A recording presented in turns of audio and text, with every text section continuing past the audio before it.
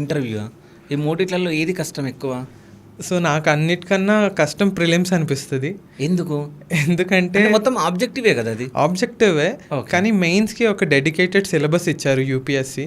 Okay. So each general studies పేపర్కి ఒక 20 pointers ఇచ్చి ఈచ్ సిలబస్ పాయింట్ క్లియర్గా మెన్షన్ చేశారు. ఓకే. కానీ ప్రిలిమ్స్కి సిలబస్ సరిగ్గా ఉండదు. ఎనీథింగ్ అండర్ ద సన్ ఏమైనా అడగచ్చు ప్రిలిమ్స్లో. ఓకే. అండ్ ప్రిలిమ్స్లో అడిగే అప్రోచ్ కూడా మారుస్తున్నారు. 2023లో ఆప్షన్స్ చాలా కష్టంగా ఇచ్చారు.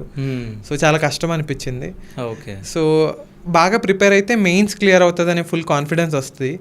బట్ ఎంత ప్రిపేర్ అయినా ప్రిలిమ్స్ అంటే ప్రతిసారి భయం ఉండేది. సో నాకు ప్రిలిమ్స్ మోస్ట్ కష్టమైన స్టేజ్ అనిపించింది, ఎందుకంటే సో మచ్ అన్సర్టైనిటీ ప్రిలిమ్స్లో.